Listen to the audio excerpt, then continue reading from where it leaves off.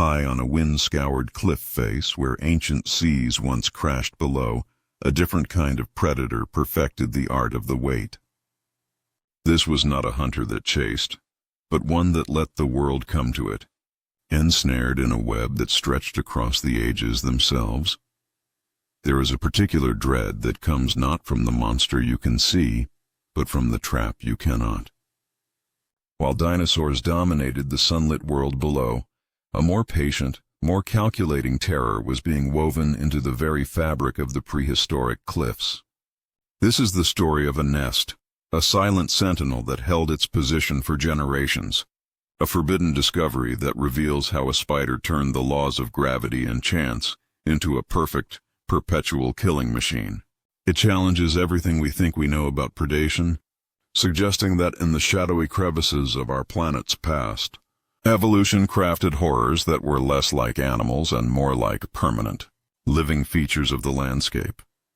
If you dare to unravel these ancient mysteries with us, help the algorithm bring you more by subscribing now.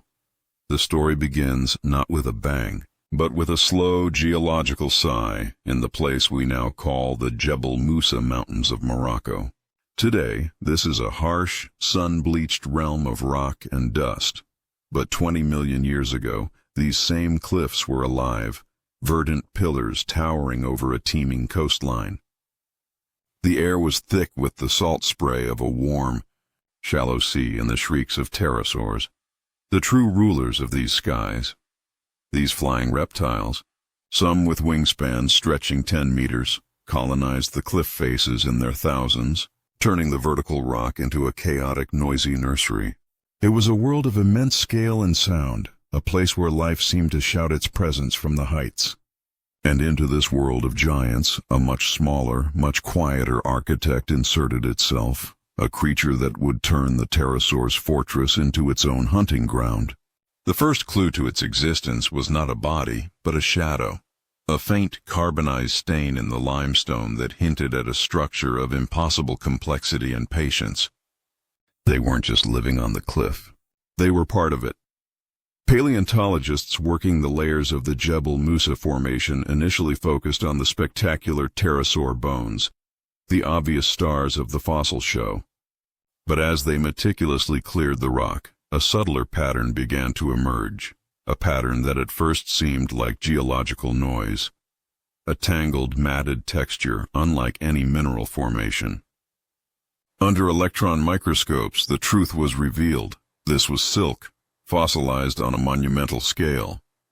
This was no ordinary spiderweb, not the delicate, daily orb of a common weaver. This was a sprawling, multi-generational megastructure, a dense, felt-like mat of silk that could stretch for meters across the rock face. It was reinforced with grains of sand and bits of organic debris, a deliberate strengthening that spoke of a design built to endure seasons, years, perhaps even centuries of harsh coastal weather. This nest was a permanent installation, a feature of the cliff as enduring as the rock itself, and its architecture was specifically tailored to its location. Broad, funnel-like sheets of silk acted as non-sticky landing platforms, positioned directly beneath the pterosaur nesting colonies. It was a net, a passive collection system placed perfectly to harvest the one resource this environment provided in a constant, tragic supply, falling young. The creator of this aerial death trap was a spider from the family Segestridae, a lineage known today as the tube web spiders, but the ancient species of Jebel Musa was a giant compared to its modern relatives, with a body that could span several inches. Its behavior, however, was extrapolated from the fossilized architecture and the behavior of its living descendants. This spider would have spent its entire life within the labyrinthine inner tunnels of its silken fortress, its legs resting gently on the trip lines that radiated out across the sheet web. It did not need eyes to hunt. Its world was one of vibration, a symphony of tiny tremors that spoke of wind, rain, and, most importantly, the frantic, stumbling struggles of a doomed pterosaur chick that had lost its footing. The strategy was one of minimal energy expenditure and maximum reward. The spider never exposed itself to the open air, never engaged in a risky chase. It simply waited in the cool, dark safety of its silken burrow, a patient sovereign in a kingdom of its own making, allowing the brutal realities of life on a cliff face to deliver its meals on a regular, dependable schedule. The system was macabre in its perfection, a closed ecological loop where one creature's misfortune was another's sustenance. But the fossil record held a darker secret, one that would transform this story from a tale of a clever scavenger into something far more sinister. When researchers analyzed the carbonized silk under greater magnification, they found something trapped within the ancient threads, something that should not have been there. The webs held more than just silk. They held teeth. The system was macabre in its perfection, a closed ecological loop where one creature's misfortune was another's sustenance. But the fossil record held a darker secret, one that would transform this story from a tale of a clever scavenger into something far more sinister.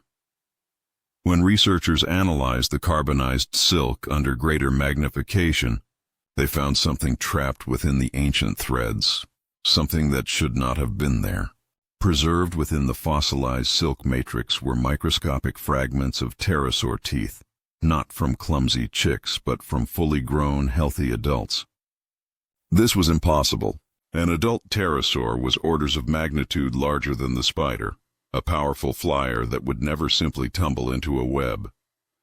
Its teeth in the web could mean only one thing. The spider wasn't just scavenging fallen chicks. It was somehow catching living, powerful adults.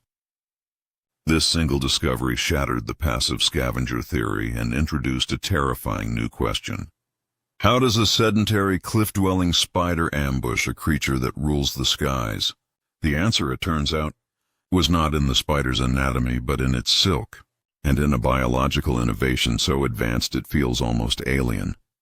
The silk of the Jebel Musa spider was a biological marvel, a material that has no direct parallel in the modern world.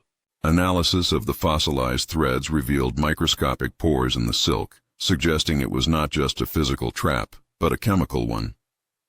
The leading theory, proposed by Dr. Eris Thorne of the Paleoarachnology Institute, is that this silk secreted a powerful neurotoxin, a contact poison that could be absorbed through the thin, sensitive skin on the underside of a pterosaur's wings or feet.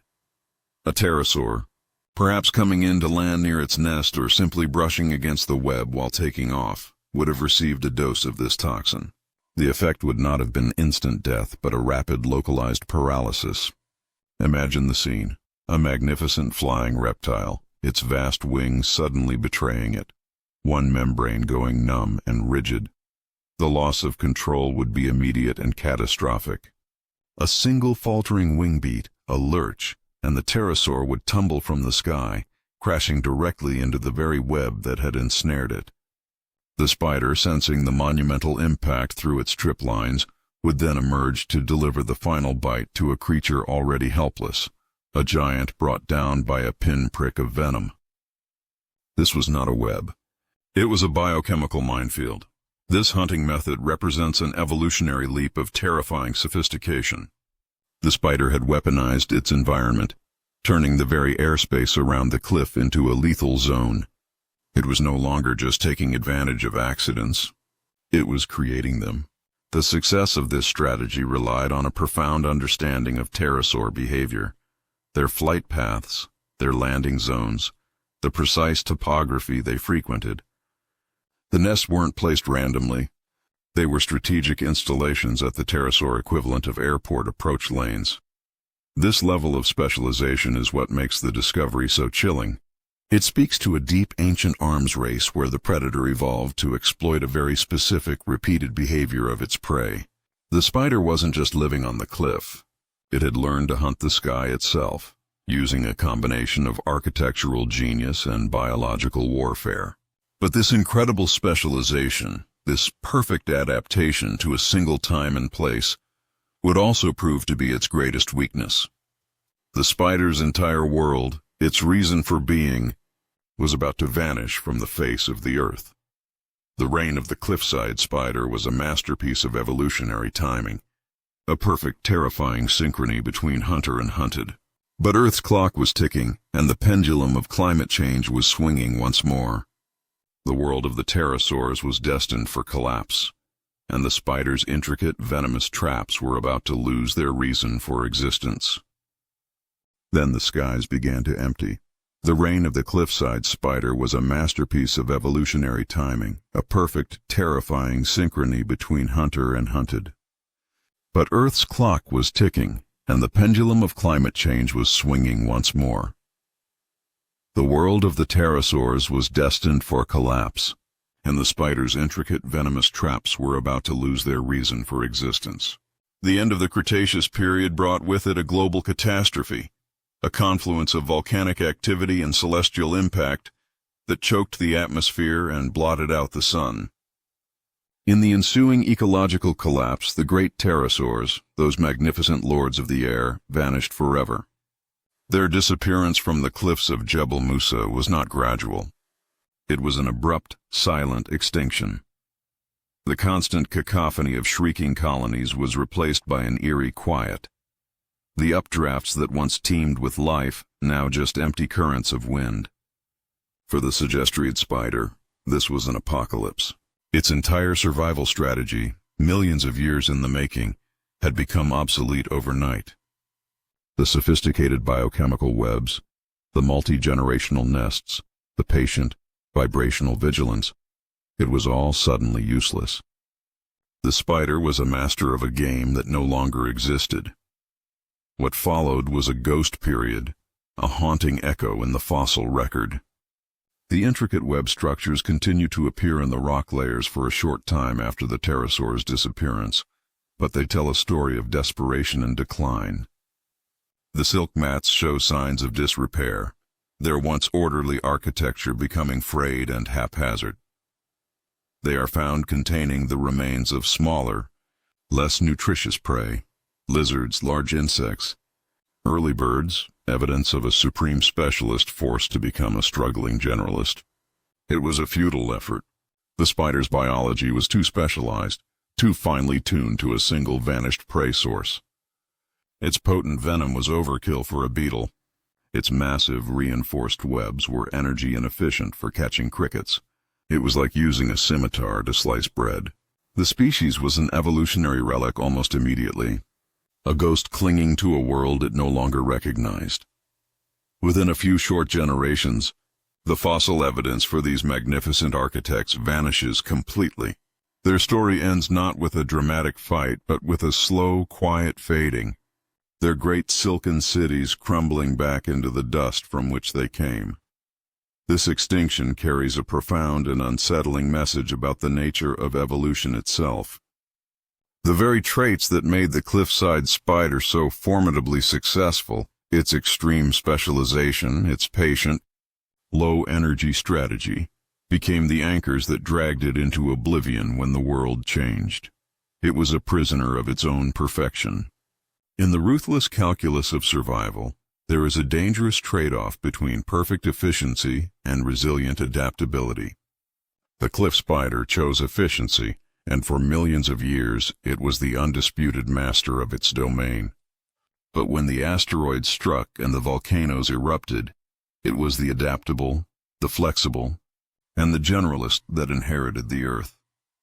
The story of this spider is a paleontological parable, a warning carved in stone about the fragility of even the most perfectly designed predator. It forces us to wonder what other magnificent, horrifying, and supremely specialized monsters have been lost to time, creatures that ruled their world so completely that they left no room for error, and were therefore erased by the first great change that came along. The cliffs of Jebel Musa fell silent, the spider's legacy seemingly erased by the march of deep time. But the idea of the trap, the hauntingly effective blueprint of the patient ambush predator, is too powerful for evolution to forget. And if you know where to look, in the dark corners of our modern world, you can find its echo. The blueprint survived. It just found new architects. The cliffs of Jebel Musa fell silent, the spider's legacy seemingly erased by the march of deep time. But the idea of the trap, the hauntingly effective blueprint of the patient ambush predator, is too powerful for evolution to forget. While the specific lineage of that ancient Suggestriad spider vanished forever, the strategy of the permanent strategic ambush did not. Evolution, in its infinite creativity, revisited this winning formula, scattering echoes of the cliff dweller's genius across the globe in unrelated species that arrived at the same terrifying solution. In the cloud forests of South America, for instance, a different family of spiders, the ogre-faced stick spiders, deploy a similar principle, though on a smaller, more mobile scale. They do not build permanent webs, but instead craft a small, stretchy net of silk which they hold between their front legs, dangling from a single thread. They wait, motionless for hours, and when prey wanders beneath them, they lunge forward, stretching the net to ensnare their victim. It is the same core concept, a crafted tool, immense patience, and a lightning-fast strike. The cliff spider's strategy was not a dead end. It was a prototype for a form of predation so effective that nature would inevitably reinvent it. This phenomenon, known as convergent evolution, reveals a deeper truth about the predatory arms race. When an ecological opportunity exists, in this case the chance to exploit a predictable food source with minimal energy, different lineages can independently arrive at staggeringly similar solutions. The cliff spider exploited the predictable falling of pterosaur young. Its modern counterparts exploit other reliable patterns, like insect flight paths through the forest understory. The most chilling modern echo, however, comes not from spiders, but from an entirely different branch of life. In the deserts of the American Southwest, the antlion larva digs a simple, perfect pit in the sand, then waits at the bottom for any hapless ant to stumble in. It is a crude miniature version of the same strategy, a constructed trap, a patient wait, and a sudden, violent end for whatever falls in. This convergence across millions of years and vastly different species suggests that the ambush trap is one of evolution's fundamental and most reliable patterns, a dark chord that resonates through the history of life whenever the conditions are right. This leads us to a speculative and deeply unsettling frontier of thought. If the strategy of the permanent patient trap is so robust, so repeatedly successful, what other larger versions might have existed in the deep past, or might even still exist in the remote, unexplored corners of our world? Cryptozoology and folklore are filled with tales of places where animals mysteriously vanish, of bad lands shunned by local tribes. While these are unsubstantiated myths, they tap into a primal fear of the passive. Environmental predator, the quicksand, the carnivorous plant, the waiting thing. The cliff spider proves that such predators are not mere fantasy. They are a reality of evolutionary history. It forces the question, could a larger, more complex organism have evolved a similar strategy? A massive subterranean predator that creates a pitfall trap, or a creature that uses chemical lures instead of silk? The fossil record is woefully incomplete, preserving only a tiny fraction of life that ever was. The Suggestriad of Jebel Musa was only found because of a fluke of preservation. What other trap-building horrors from the age of monsters still lie buried, waiting to be discovered, their silent, patient strategies lost to the night of deep time? The discovery of the cliff nest rewrites our understanding of prehistoric predation, proving that some of the most successful hunters were those that barely moved at all. But it also leaves us with a haunting legacy, a blueprint for a kind of terror that is both ancient and potentially ongoing. And this legacy forces one final, inevitable question about the limits of such a strategy, and the monstrous forms it could potentially take when pushed to its evolutionary extreme. This changes what a predator can be.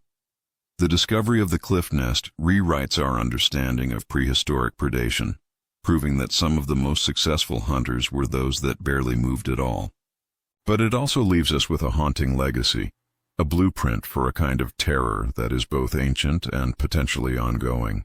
The true impact of this forbidden discovery is not just that it reveals a new species, but that it fundamentally expands our definition of a predator.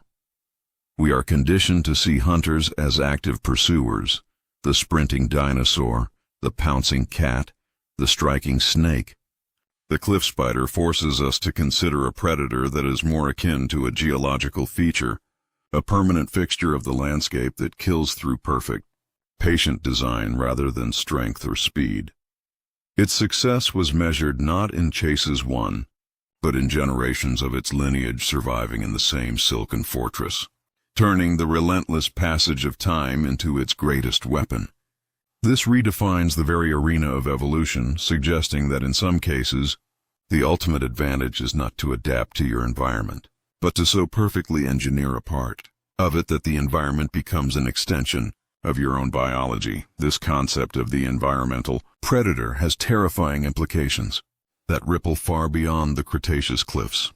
It suggests that the most effective monsters in Earth's history may have been the ones we wouldn't even recognize as animals. They would be the carnivorous grove of trees whose roots secreted digestive enzymes, the swamp that breathed with a predatory intelligence, the cave system that was, in fact, a single, massive organism feeding on whatever entered its domain. While this sounds like science fiction, the cliff spider is the fossilized proof of concept. It demonstrates that the line between a creature and its habitat can blur into non-existence. Its nest wasn't just its home. It was its hunting appendage, its sensory organ, and its digestive system all woven into one immobile, lethal structure. This forces us to look at bizarre fossil formations around the world with new, suspicious eyes. That strange, unexplained mat of carbonized material in a prehistoric riverbed, that peculiar, layered structure in an ancient forest fossil. Could these be the remains of other, lost environmental predators, whose true nature we have simply failed to recognize because they don't fit our conventional understanding of life? The legacy of the spider that waited is therefore a double-edged sword for science. It is a triumphant discovery that unlocks a new way of seeing prehistoric ecosystems, but it is also a deeply humbling one. It reminds us that for all our knowledge, the deep past is still a black box filled with nightmares we haven't even begun to imagine. The cliff spider was a master of its world for millions of years, and we only found it by accident. What else was out there? What other paradigms of existence have flourished and vanished without leaving a trace? The nest above the cliffs is a message from deep time, a warning that nature's creativity in designing predators is far more alien and far more patient than we ever dreamed. The most successful hunter may not be the one with the sharpest teeth, but the one with the most perfect trap, the one that simply waits for the world to make a mistake. And in that waiting, in that silent, timeless patience, lies a form of power that is perhaps the most frightening of all. And that very concept of a predator whose hunting ground is its own terrifying biology reaches its logical and chilling conclusion in a story from our own time. It's a tale that pushes the limits of what we believe is possible, exploring the evidence for a creature that has turned its own web into a weapon of such immense scale and power that it challenges the very order of the animal kingdom.